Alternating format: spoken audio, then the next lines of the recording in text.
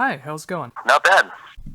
Ah, good. I'm doing all right. Cool. Well, thank you for taking the time to do this interview. Being a longtime fan of the band, I'm very excited to be able to help promote the new album, which actually comes out on my birthday, no less, on August 19th. What went into recording this new album? What went into recording it? Yeah. Well, we recorded it with Mike McMillan. It took a little while to mix.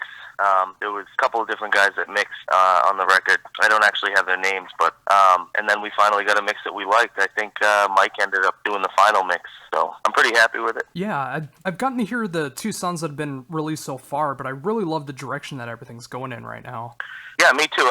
I'm really into like the thrashier stuff myself, like the faster songs on the record. The second single, I believe, that we released, Kunumuya. Yeah. I was gonna say that was a great speedy song that I heard, and it was great to see that intensity going on. I mean, of course, there's the signature sound that you guys have, but having that speed mixed along with it, it's some good diversity going on. Cool.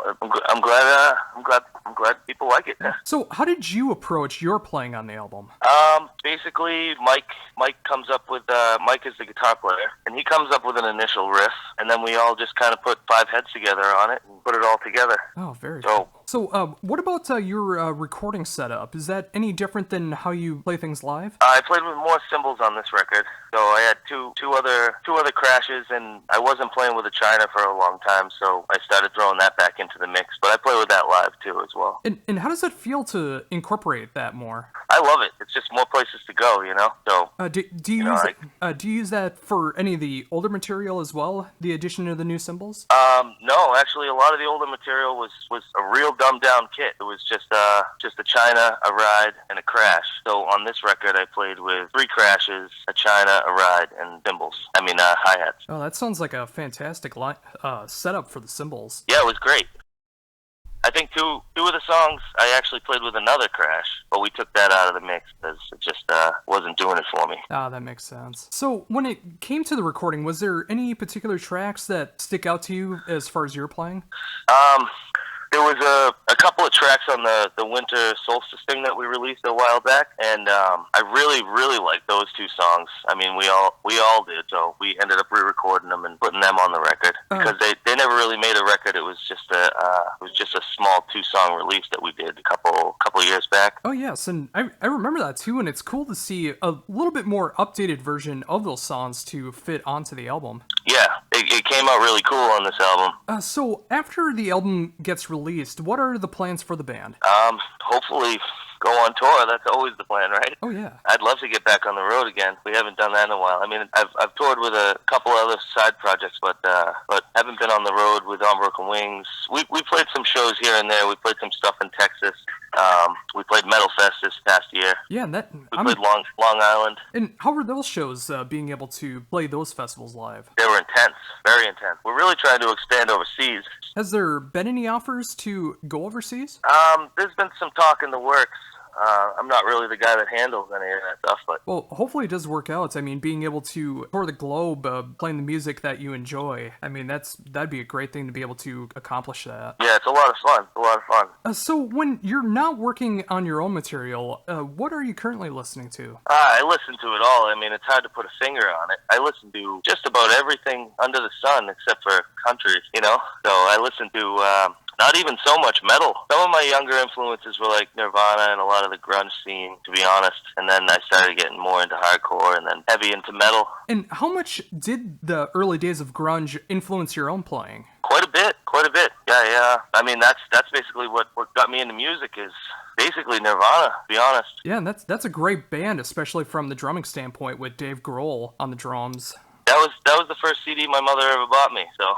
Oh, wow. Nice. Of course, the band having its start and then having a bit of a resurgence now with the new album. How do you feel about the band now as compared to when it first started? I think we've all grown together for sure. I mean, we're all best friends. I'm hanging out with a couple of the members right now. Oh, very cool. I mean, it's great to see that in a band too, and it's not just being business partners, but actually being able to be friends and hang out as well. We don't get to see John Blake as much as we'd like to, obviously, but he's a tour manager, so he was on tour with Amir for many years, tour managing them, and then he's on some tour right now. Taste of Chaos doing production for Scott Lee. Oh, cool. So, but he's a very good friend of ours, but we don't get to see him as much as we'd like. Yeah, I can imagine that would happen too. I mean, with that kind of schedule, I imagine that would also make it hard to be able to get touring as much as you would want to. We wrote a lot of the music, and we write music here at home, and then he hears it through the internet usually, and then he comes home and works on it with us. So the internet has been making it really easy, obviously, to bounce stuff back and forth. Yeah, I mean, that's the great thing about the internet is you can work with anyone around the world as long as you got an internet connection and be able to transfer songs. And then if you ever get that mentality to be able to perform the songs live, just getting together. But to make an album, you're able to transfer files like that. It's very cool. Yeah, I'm by no means a recording engineer at all, but I mean, I have an electric drum kit and an iPad, and that's really all you need. You know, I can lay down tracks, send tracks instantly. It's really made things really cool for us past 10 years. Oh, very much so. So with the new album, was there any material that didn't make it onto the album that might be used in the future? There's been some riffs and some partial songs, but not stuff that got recorded or anything. But there's definitely some stuff in the works to follow this stuff up for sure. Well, awesome. I'll definitely be looking forward to that. And of course, the new album coming out August 19th. Thank you for taking the time to do this interview, and it's great for me to be able to promote the new album from you guys. If there's anything else you would like to mention, feel free to plug anything you would want to. Not really. I'm good.